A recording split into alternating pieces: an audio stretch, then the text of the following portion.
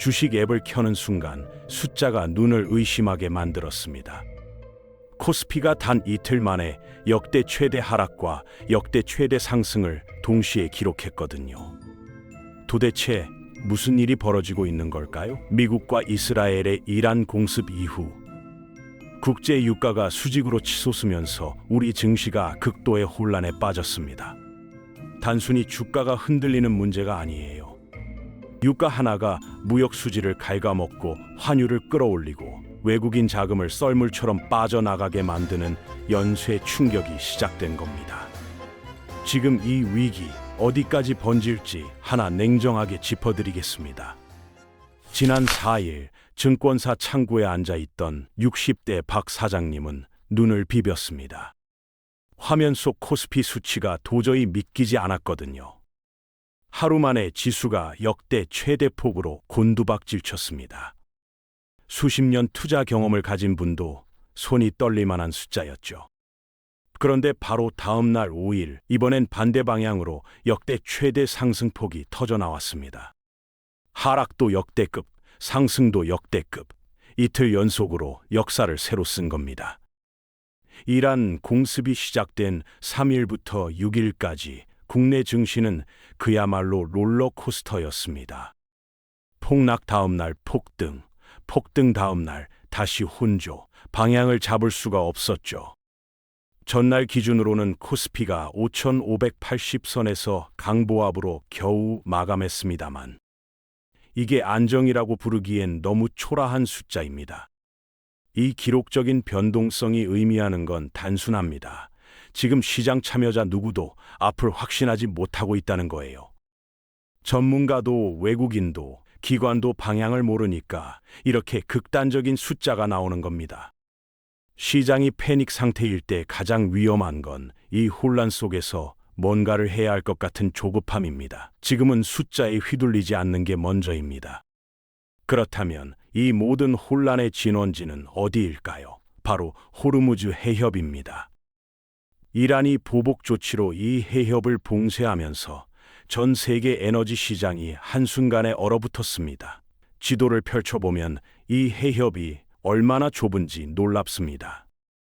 폭이 가장 좁은 구간은 고작 33km. 그런데 이 좁은 물길 하나로 전 세계 석유와 LNG 공급량의 약 25%가 통과합니다. 페르시아만에서 아라비아해로 나가는 유일한 출구가 여기거든요. 사우디아라비아, 이라크, 아랍에미리트, 쿠웨이트, 중동의 핵심 산유국들이 원유를 실어 내보내는 길목이 바로 이곳입니다. 이 통로가 막히면 어떻게 될까요? 세계 최대 원유 수입국인 중국은 석유의 45%를 이 해협에 의존하고 있습니다. 중국 경제가 흔들리면 글로벌 공급망 전체가 연쇄적으로 타격을 받는 구조죠. 한국도 예외가 아닙니다. 우리가 쓰는 원유의 70% 가까이가 이 길을 통해 들어옵니다. 해협 봉쇄가 장기화된다면 에너지 가격 폭등은 물론이고 글로벌 물류 전반이 대혼란에 빠질 수밖에 없습니다. 단순히 기름값이는 문제가 아니에요. 우리 일상 속 모든 물가가 들썩이기 시작하는 출발점이 바로 이 해협 봉쇄입니다. 국제 유가 차트를 열어보면 숫자 하나가 눈에 확 들어옵니다. 배럴당 $80, 서부 텍사스산 원유 WTI 가격이 장중 이 선을 돌파했습니다. 1년 8개월 만에 처음 있는 일입니다. 브렌트유도 마찬가지입니다. 배럴당 $85 선을 넘어서며 국제 유가 전반이 가파른 우상향 곡선을 그리고 있습니다. 숫자만 보면 감이 잘 안 오실 수 있으니 이렇게 비교해 드릴게요. 지난해 말 유가와 지금을 비교하면 무려 40%가량 뛰어올랐습니다. 여러분 월급이 그대로인데 생활비가 40% 올랐다고 상상해 보세요. 기업도 똑같습니다. 원자재를 사고 공장을 돌리고 물건을 실어 나르는 모든 과정에 에너지가 들어갑니다.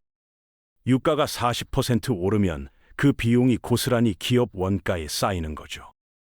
문제는 이 상승이 어디서 멈출지 아무도 모른다는 겁니다.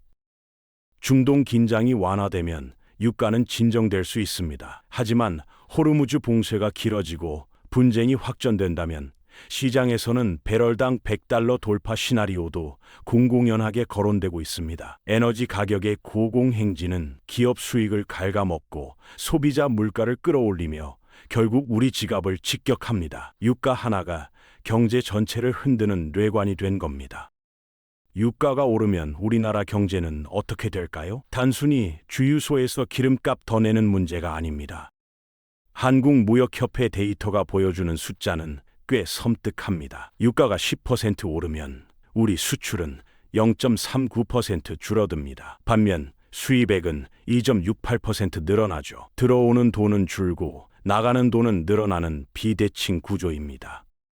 왜 이런 일이 벌어질까요? 수출 기업들 입장에서 생각해보면 금방 이해가 됩니다. 인천 남동동 공단에서 부품을 만드는 중소기업 김 사장님을 떠올려 보세요.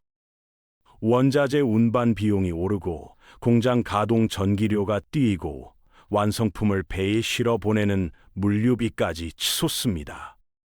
생산 원가가 줄줄이 오르니 가격 경쟁력이 떨어질 수밖에 없고 결국 해외 바이어들이 등을 돌리기 시작하는 겁니다. 반대로 수입 쪽은 더 뼈아픕니다. 한국은 원유를 거의 전량 수입합니다. 유가가 오르면 에너지 수입 비용이 그대로 부풀어 오르거든요. 수출은 줄고 수입은 늘어나면 결국 무역수지 적자로 이어집니다.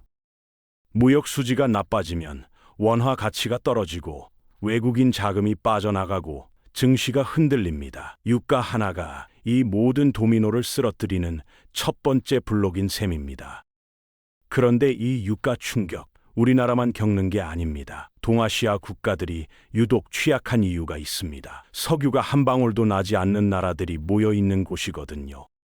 한국, 일본, 중국 모두 에너지를 밖에서 사와야 살아가는 구조입니다. 그 중에서도 일본은 극단적입니다. 원유 수입의 무려 96%를 중동에 의존하고 있습니다. 사실상 중동산 원유 없이는 경제가 돌아가지 않는 구조죠. 한국도 크게 다르지 않습니다. 우리가 쓰는 원유의 69.1%가 중동에서 옵니다. 나머지는 미국산 셰일 오일로 채우고 있죠. 미국이나 노르웨이처럼 자국에서 기름이 펑펑 나오는 나라들은 유가가 오히려 호재입니다. 팔수록 돈을 버는 구조니까요. 그런데 우리는 정반대입니다. 유가가 오를수록 무조건 손해를 보는 구조예요. 제조업 중심의 동아시아 국가들이 특히 더 취약한 이유도 여기 있습니다. 물건을 만들어 파는 나라는 에너지가 없으면 공장이 멈춥니다. 방어할 수단이 마땅치 않아요. 그래서 중동에서 지정학적 리스크가 터질 때마다 한국과 일본 증시가 다른 나라보다 훨씬 크게 흔들리는 겁니다. 이건 운이 나빠서가 아니라 구조적인 취약성 때문입니다. 그 사실을 먼저 냉정하게 인정해야 대응이 가능합니다. 그렇다면 우리 경제가 버틸 수 있는 한계선은 어디일까요? 전문가들이 주목하는 숫자가 있습니다. 배럴당 80달러에서 95달러. 유가가 이 구간에서 지속된다면 한국의 무역 수지가 적자로 돌아설 가능성이 크다는 분석이 나오고 있습니다. 지금 WTI가 80달러를 막 넘어선 상황이니 사실상 임계점 초입에 들어선 셈입니다. 다만 아직 완충제가 남아 있습니다. 지난해 반도체 수출이 워낙 잘 됐거든요. 작년 기준 경상수지 흑자가 1230억 달러에 육박합니다. 이 두둑한 흑자 덕분에 당장 파국을 맞을 체력은 있다는 거죠. 실제로 무역 수지가 적자로 반전되려면 유가가 배럴당 120달러까지 치솟아야 한다는 분석도 있습니다. 지금 수준에서 아직 40달러 이상의 여유가 있는 셈입니다. 그런데 여기서 중요한 게 있습니다. 시장은 숫자보다 심리로 먼저 움직인다는 겁니다. 실제 무역 수지가 적자로 돌아서기 훨씬 전에 투자자들이 공포를 느끼고 자금을 빼기 시작하면 그게 곧 현실이 됩니다. 2008년 금융위기도 2020년 코로나 쇼크도 숫자보다 심리가 먼저 무너졌습니다. 지금 우리가 경계해야 할 건 단순한 유가 수치가 아니라 그 수치가 만들어내는 공포의 임계점입니다. 숫자의 선을 넘기 전에 시장의 신뢰가 먼저 무너질 수 있다는 점 절대 잊으면 안 됩니다.